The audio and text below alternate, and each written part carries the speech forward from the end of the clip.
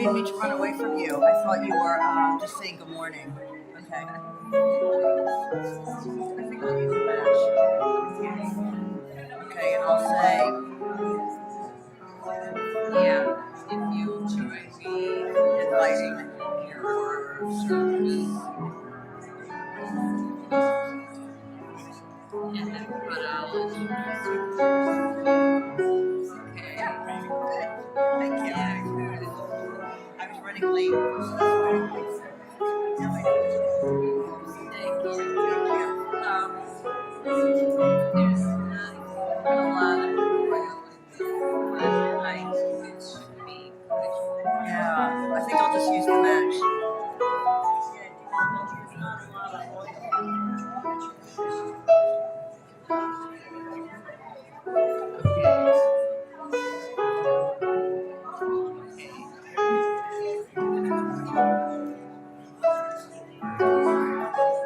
You two are very funny.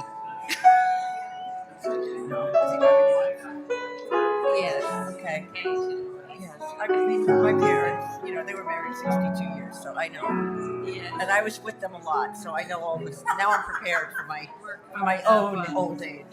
Yeah. You're coming up on a long time. Coming up on 25 years. Congratulations. Thank you. But you knew it when you were a kid. Okay, so there's enough oil. I'm going to say, please join me in lighting the chalice. Please stand as you're able. That kind of thing. No, that's we only stand for The ending. We don't stand at the beginning? Okay. no, we don't. We won't be doing the ending. You won't be doing the ending. Just like Okay. You do the ending? yeah. Okay. Oh. All right. It's fine. You want to No, I'm good.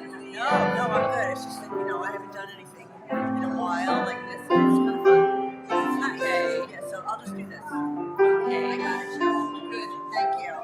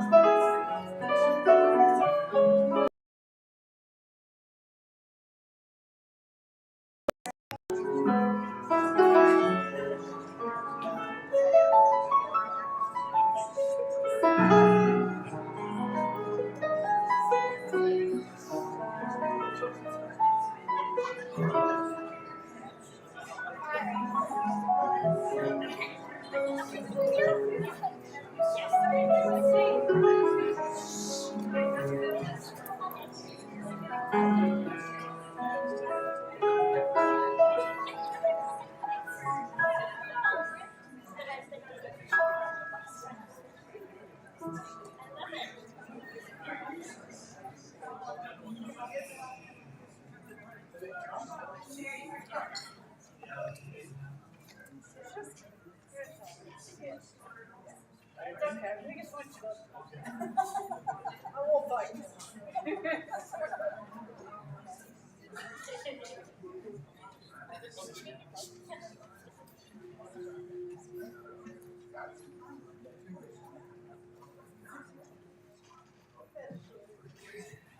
Ease it out. Go on the left.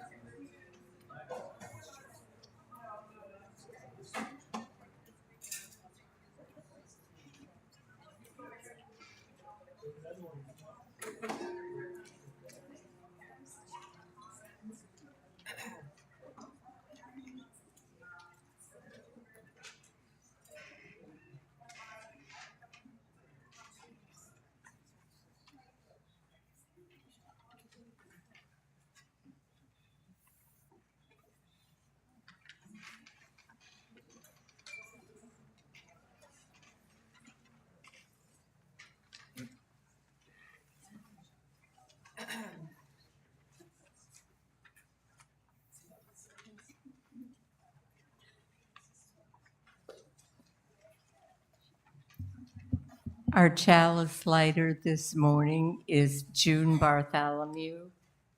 June is originally from Long Island. I'm sure we have a lot of folks here from Long Island. She is a math teacher and has taught at the college level, but now she is teaching elementary.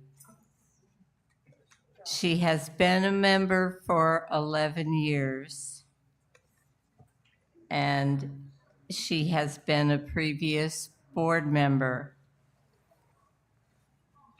The thing she likes about this congregation is that the people are kind and they are genuine.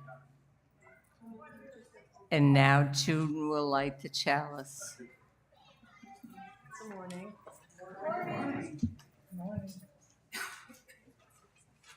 Please join me in reading in your order of service as we light our chalice this morning.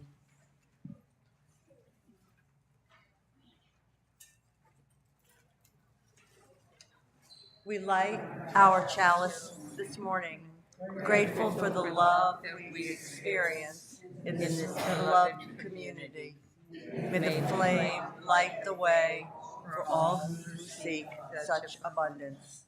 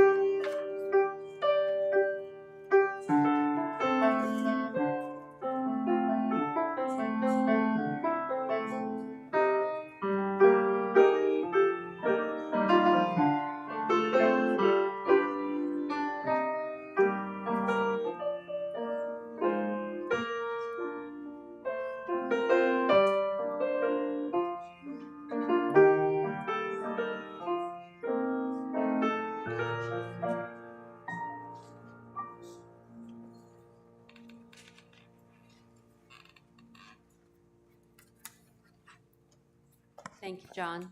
Good morning, and welcome to the Unitarian Universalist Congregation of the Low Country. As you may notice, there has been a very short notice of a change today, and Charlie woke up rather sick this morning. So he will not be here, but he wanted me to share with you that with or without a message, we are a community, and we will still carry on with what we know to be our rituals, our joys and concerns, and some music, and we will just hope for him to feel better. I'd like to ask if we have any visitors here with us this morning, and if you'd be willing to stand and perhaps give us your name, maybe where you're from, and that way we can meet with you after in the foyer there and talk about where you're from, etc. Anybody here on my right side, your left? New? Anyone here in the middle, the center, that would like to stand and share with us your name and where you're from? And what about on my left side? Your right. Yay, we have some brave souls.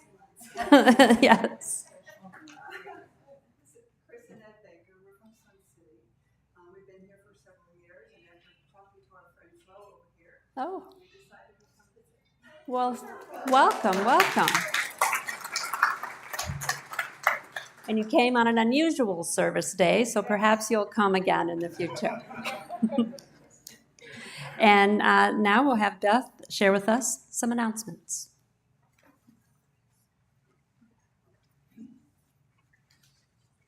Good morning. First of all, I am conveying a request from our kitchen star, Anthony, of the Spaghetti Monster ilk. And he would like to remind everybody to sign up for food donations for our coffee time, if you will. We also have this wonderful little pot that you can contribute to. We need some more people who will make goodies and bring them to us.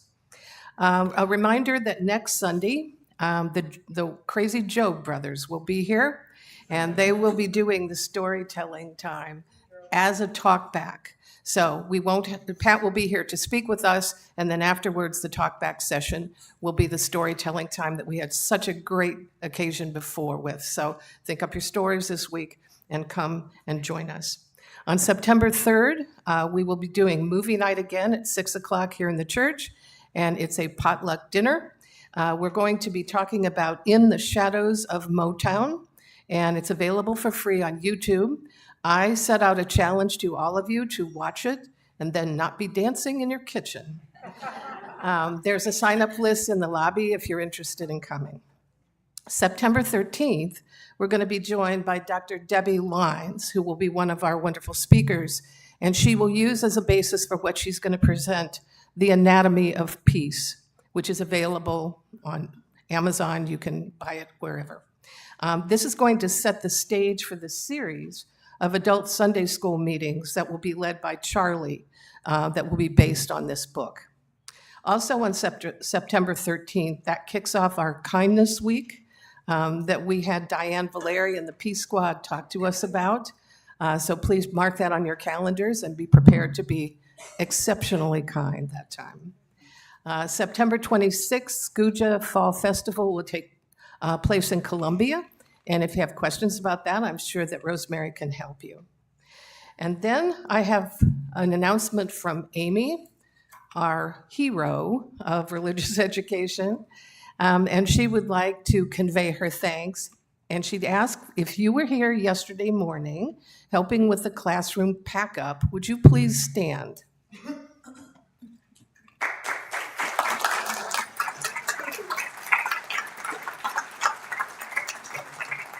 Yesterday, 18 volunteers, including those folks who just stood up, gathered to help clean, pack, and store all of the salvageable items from the rooms that were contaminated by the mold.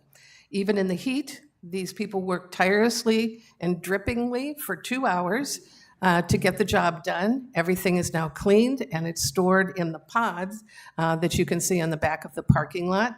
And we give enormous thanks to these people. And I'd also like to extend great appreciation to Chris Malmstrom, who is our fearless leader in this project, and also to Amy, who is unbelievably efficient, patient, and willing to keep this program going so well. There won't be a talkback today in Charlie's absence, but I think what we'll have is a little additional time for each other during the coffee hour. So please take advantage of that time to get to talk at more length than maybe you've had before.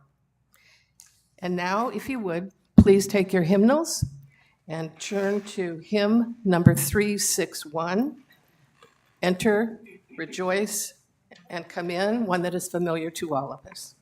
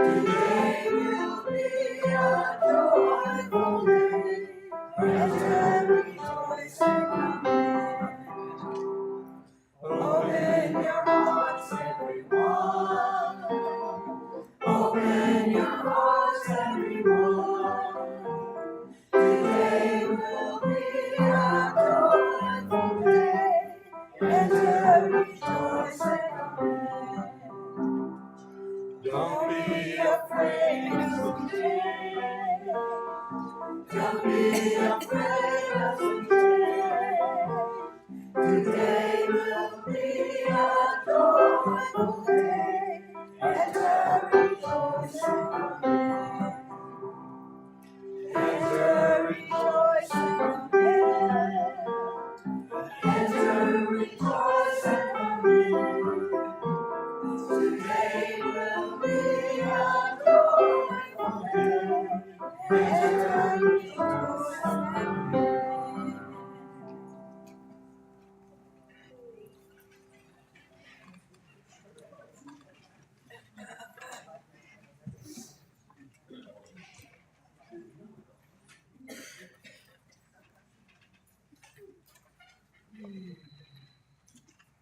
This time is a great time of food insecurity, even on Hilton Head and in Bluffton.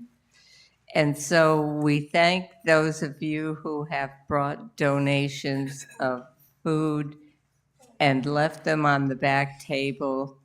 We try to do this every week, and the food is distributed to the Sandalwood Food Pantry on Hilton Head and to Bluffton Self-Help.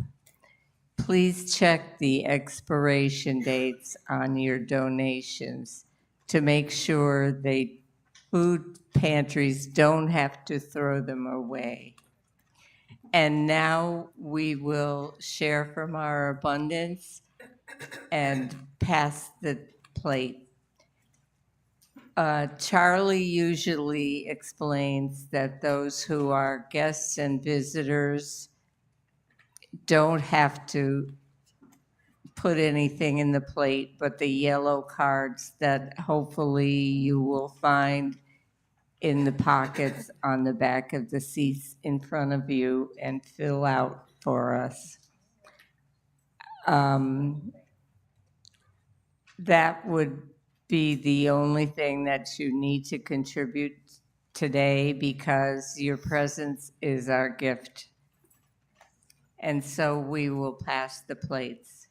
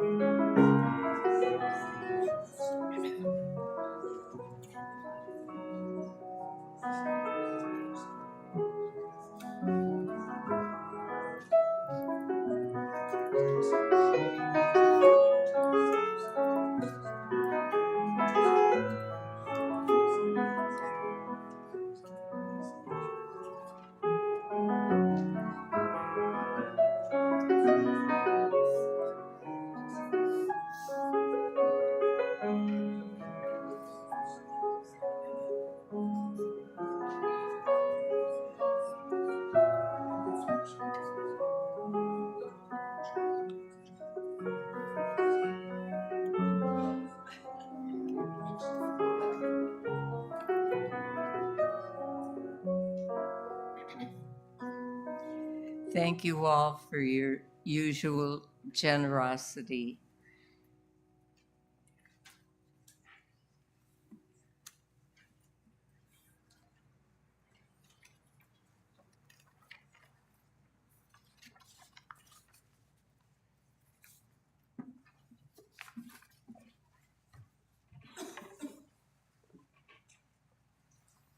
This is our opportunity to share our joys and concerns with those of us in the community. Please, no political statements or announcements at this time. We ask that for the significance of this, that you hold a stone in your hand for just one moment. to actually expend that joy or concern into the stone before it's shared into the cairn. And at this time, please share with us your joys or concerns.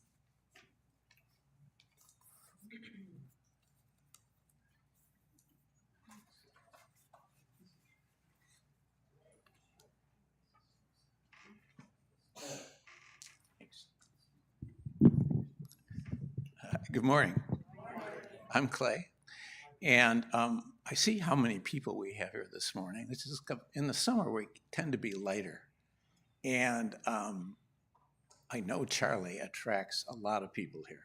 So at one level, I can feel the disappointment, the energy and the disappointment, but at another level, our theme this month is abundance, and we have Charlie. And I want to talk about Charlie a little bit and encourage anyone else when you're doing your joys and concerns to talk about Charlie. I'm going to talk about Charlie. You know, he came to us, I don't know, maybe 10 years ago, and he was this quiet figure in the back, and no one quite knew who he was or why he came. And in 10 years, he has just blossomed into this incredible human being that is so transparent and clearly touches our heart through our 7 principles. And when he's not here, you can feel the weight down. But we are so fortunate to have him in this troubling time focus on our 7 principles and the joy and the love he presents and how he reaches out. And he works in an area, hospice area, where he's just, the families he touches are amazing when they talk about him. You know, sometimes I think our growth has principally been from Charlie. So anyway, it's a joy to know Charlie and celebrate Charlie and the abundance this church has.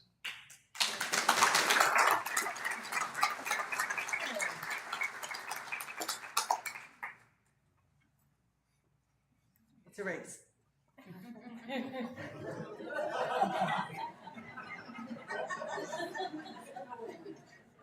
Oh, she's done it.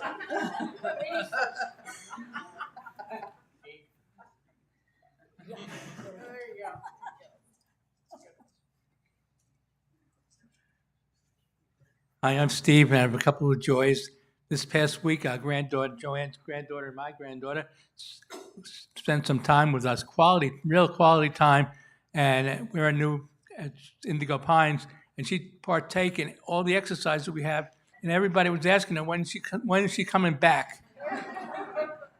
And so we had a really good time, and unfortunately, we got to wait for about a year to see her back, but even the health said, we hope to see you soon. The second one is that I had a golf tournament, that Indigo Pines ran, where you picked the golfers, how they're going to finish. And I came in first. We got this wonderful trophy. And last, I'd like to thank everybody here who's been able to take Joanne and I to different places, doctors, everything. And everybody's been terrific. Thank you all.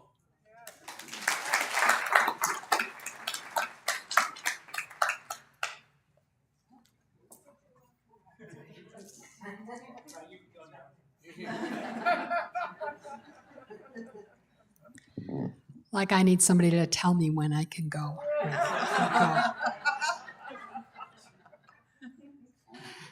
Charlie, right? So many of you know that my husband passed almost 7 months ago. What? And Charlie started, how you doing? How you doing today? Yeah. Hey, you want to meet me for lunch? I don't have anybody to have lunch with today, and that would be so. Yeah, you don't have anybody to have lunch with, right? It'd be so nice. But I'll tell you that the lunches that I've had with him have been so helpful to me. And, of course, I've been helping write his sermons. Just kidding. Is he watching? He's probably watching. No. So he's such a kind person. So kind. I mean, that is just who he is, right? And wouldn't you love to be standing up here and everybody saying, yeah, you're so kind, you're kind. It's a nice thing. So yeah, you can do that anyway, just recently I had a thing going on with my car where the sunroof was dripping. Ugh, David, where are you? Like, that's your thing. I don't do cars. So then you get that feeling like, oh, I gotta take it to somebody, and who do I even take it to, and how do I get it fixed? And right, you know, when you get things that happen in your life that's not your thing, but you're really good at a lot of other things, but that's not your thing. So cars are not my thing, okay? But I knew I had to do it because it just kept raining for a while there. So I had to fix it before my car was flooded out, like a friend of mine's was. So I was like, that day, I'm going on that day, and now it's 3:30 and I haven't gone yet, and I had to talk myself into it. And I went to this little shop, Auto Tech, and when I was there, I went in, I was like, could I just borrow you for a minute? Could you just come into my car for a minute? I want to show you, like, it's dripping here, it's dripping there. He's like, yeah. See it all the time. Oh, it's good. It's a common thing. This is not some, cha-ching thing that's going to go on, right? It's just going to be something they can fix. And he says, yeah, come on in. So I go in, and he says, let me see if I can we can do it right now. We might even be able to just do it right now. Oh, and that's good too, because now we don't have the second car because I don't have the second person. So nobody can come get me, and then we can drop it off, and I got to wait now, which, as you can imagine, is not good for me to sit and wait. So I said, yeah, all right, let's get it fixed. Do it right now. And the fellow behind the counter said, it won't take long. Go make yourself comfortable. So in their waiting room, they have, it's not just a big chair, it's a couch. It's like a bed. Like, do you pull this thing out and people sleep here? It was so comfortable. So I went and scooted up on the bed, got my phone out like we do, right, when we have to wait, and I got ready and this fellow starts talking to me. And blah, blah, blah, blah, blah, this and that. And then when I lived in California, and so I put the phone down because I guess I wasn't going to do this thing. I was going to talk to this person. And we started talking. And he's like, yeah, and then I moved to Connecticut. Oh, my God, yeah. And then I, told my Connecticut story. When I was younger and I was growing up, I moved to Connecticut from Massachusetts. And when I was in 3rd grade. And the teacher said, this is Ellen, and she's here now. I know you didn't study for this test, but we're going to just give you the test now anyway. Just do the best you can. Remember, I moved from Massachusetts to Connecticut. And the teacher started, number 1, tap. And I was in 3rd grade. I don't know what the heck she said. So I just raised my hand and said, could you say that again? Tap. I was like, can you use that in a sentence? She says, okay, it's going to be like this with you. She says, go to the top of the hill. I was like, oh, you mean the top of the hill? I didn't know. And right then, it's going to be. So I told my little Connecticut story to him, and he talked, and I talked, and we both talked, and now my car's done. And I looked at him and I said, wow, I did not think this day was going to go like this. And he said, well, have a great day. I said, wow. And then I went up to pay for the service, and he said, that's all right. I said, well, I definitely didn't think that this day was going to go like that, right? And because I hadn't talked to anybody all day until I got there. That was my one conversation that I had with a person all day. And it was so nice. I don't think he has any idea how that made me feel for him to just be nice like that. That was my hurrah for the day. And I left there and I felt like, all right, I got to go be nice to somebody else. So now that you've heard the story this afternoon, be nice to somebody because it goes a long way.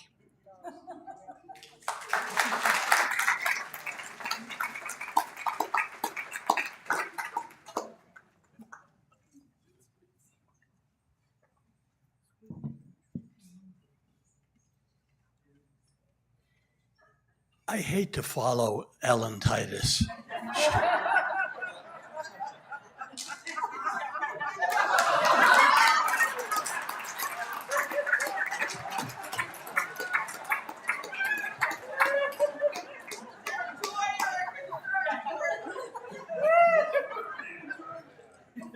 So I want to begin by thanking George and thanking Ellen. One of the great joys to me of being a part of this congregation is all of the wonderful people, some of whom have spoken today, some of whom just sat down. But one of the things I want to share is from another one of those important people who isn't with us. He is here in spirit, but he's living in San Miguel, and that is Tom Duff, who periodically we're in touch with. And I have for you something that he sent as his third epistle to the Bluftonians from the always in need of redemption Apostle Thomas.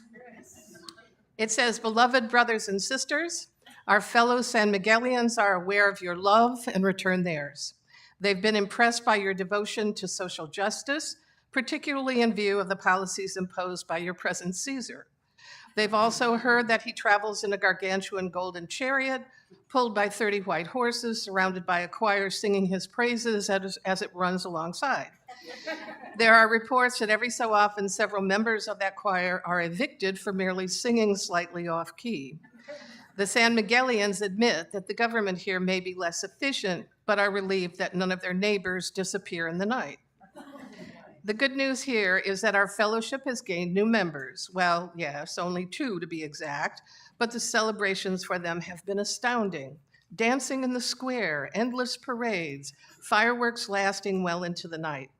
In terms of warm welcomes, this fellowship may be second only to the Bluftonians. I've been assigned to extend our work to a distant northern realm, the land of Wisconsinites, named after their regional river. Apparently, these people have created something called beer and something else called cheese, suggesting that spreading our message might be very difficult, or perhaps not. But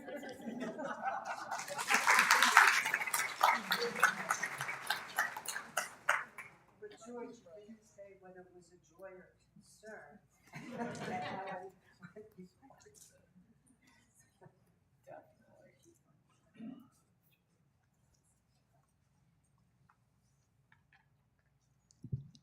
I'm Carol. Morning. I have a joy and a concern. A few weeks ago, we had 2 feral cats show up at our house, very, very pregnant. And I spent a frantic time trying to find a vet who would spay, it's spay for female, spay a pregnant cat. No luck. The Humane Society said I could come on September 22nd, at which point we would have, I don't know how many feral kittens, 6 weeks old. So finally got in touch with Cat Rescue, and 2 people were just sent from heaven. Got it taken care of, got them fixed, got them back. We went through the trapping and all that stuff, and came with the interesting news that the most pregnant one that we were the most frantic about turned out to be a Tom.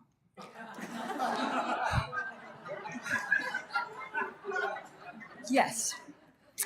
He had carried his feral tail between his legs, and even the cat experts who had rescued over 6,000 cats together didn't know. So I didn't feel quite so silly. They both are now members of our household, and the one little female is crazy about my adopted brother, David, and the other Tom is trying desperately to make friends with her. I have a video of him singing to her on, and he's getting more comfortable with us, and we are just thrilled and delighted. So, yeah.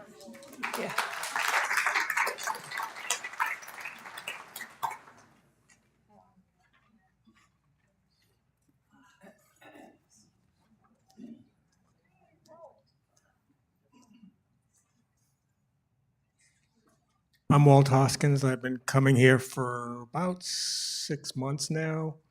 Joined about 4 months ago. And this has just been an amazing place, and you've all heard me talk about it. But I have to talk about a sort of an apology, a little story, an apology. So it's actually a joy. And my aunt and uncle went to Yale Divinity to get their divinity degrees. My uncle in religion, my aunt in terms of church administration. It was a great thing. And so as I got in here and I saw Charlie and another person I'm not going to name right now, who is one of my favorite people here, I thought, I wonder if they could make a dual pastoral thing. So that thought came to me yesterday. So Charlie not being here today is my fault. It's all Walt's fault. So that's the apology. And the thought was maybe this person I'm not going to name yet could come up and just give us a 2-minute something about what she would tell her long-lost college friends about Charlie, because this has to be about Charlie. So you know who I'm going to ask, and she doesn't have to say yes. But I just thought it's an opportunity to get that. Are you interested? Just off the cuff, just 2 minutes, something. But it's about Charlie, and who better to talk about Charlie? So that's my joy.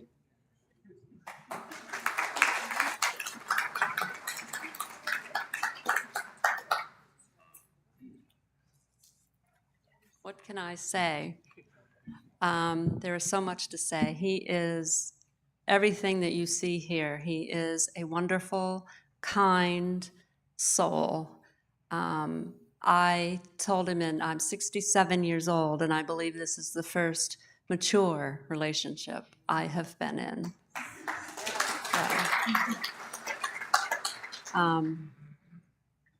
He's fun, he's funny, and he's just brilliant.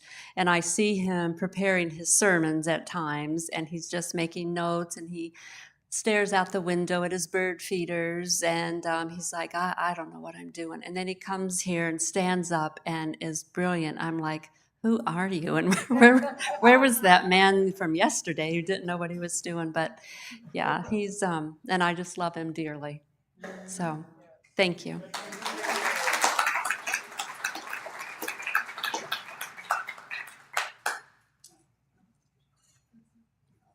With no other joys and concerns at this time, I am going to put 2 stones in the cairn, one symbolizing our joint and quiet sorrows and our held joys as well.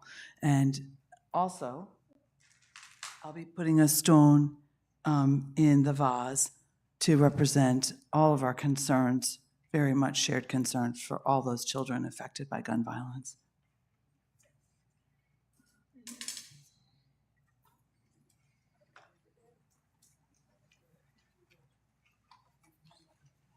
And today we have a very appropriate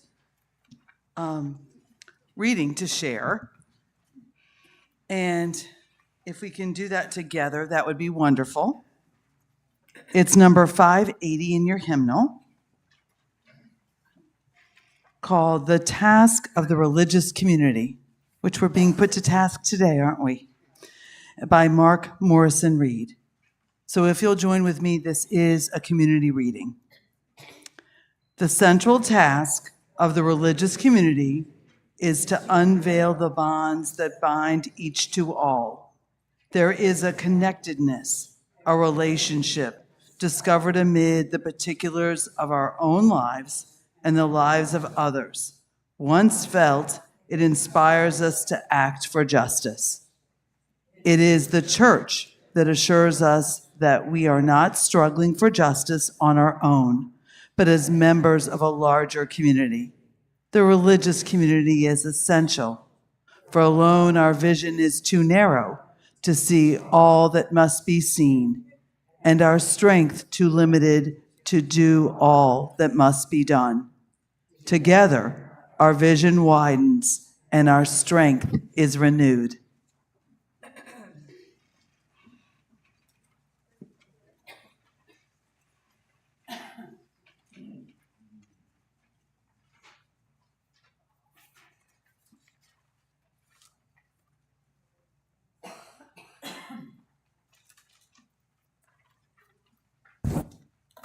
If you will, in this moment of reflection, we're going to have John play through Spirit of Life, as he usually does. And then, if you will, please join us in singing it. It's number 123 in your hymnals. Thank you.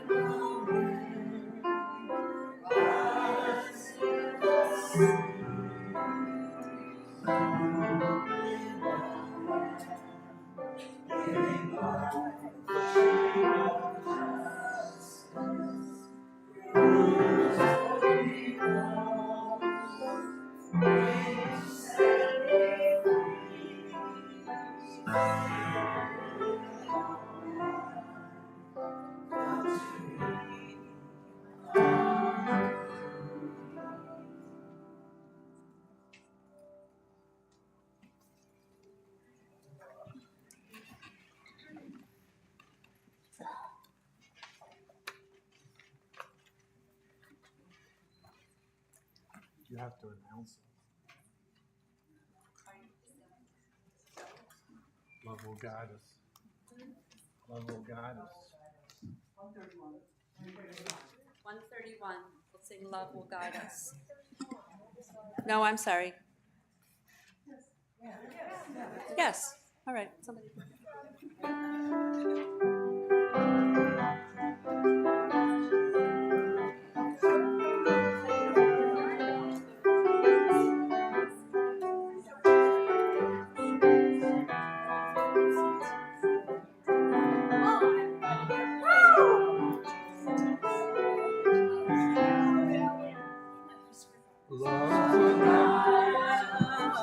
Peace will hide us, love inside us, lead the way on the road from free to giving.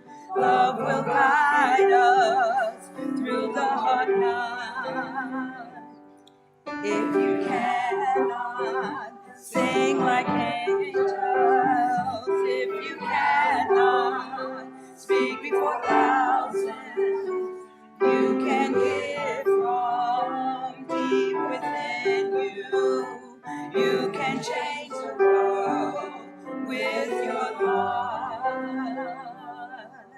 Love will guide us, peace will guide us, hope inside us will lead the way on the road free to giving.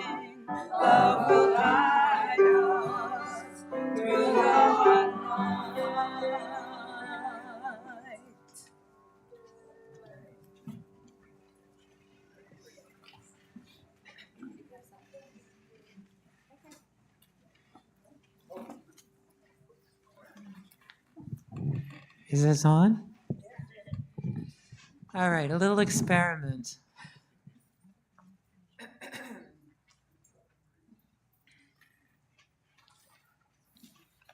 right, this is a song that we've done with Pat Wichter.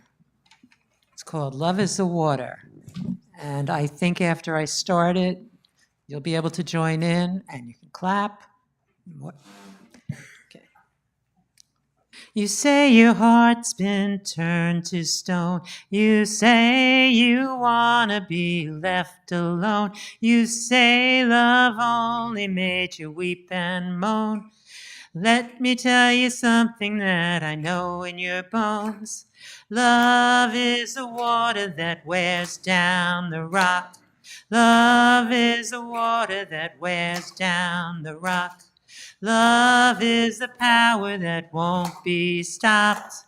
Love is the water that wears down the rock.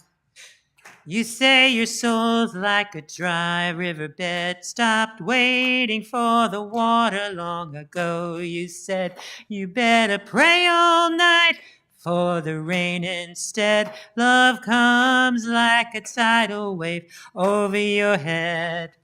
Love is the water that wears down the rock. Love is the water that wears down the rock.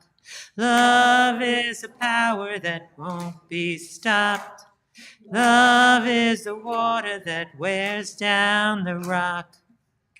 You say waiting for love takes too long, dulls a sharp mind, weakens the strong. Well, you may be right, but you may be wrong. But love can make the mountain come tumbling down. Love is the water that wears down the rock. Love is the water that wears down the rock. Love is the power that won't be stopped. Love is the water that wears down the rock. The river washes over every woman and man, feet in the gravel and mud in your hands. Nothing can stop it, stand against love's command. Every boulder turns into a grain of sand. Love is the water that wears down the rock. Love is the water that wears down the rock. Love is the power that won't be stopped. Love is the water that wears down the rock.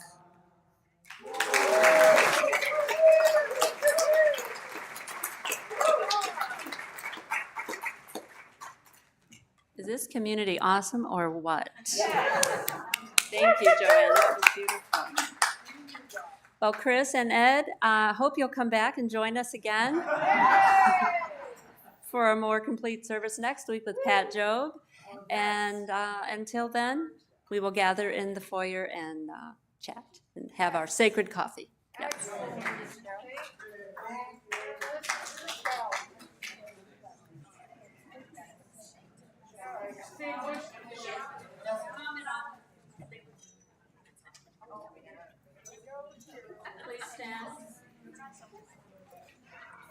I was so taken by that song, I forgot that we needed to extinguish the chalice. If you'll read with me the words in your order of service.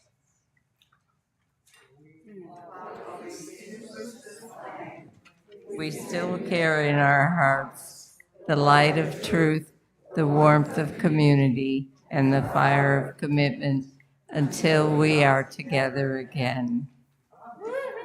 Bye-bye.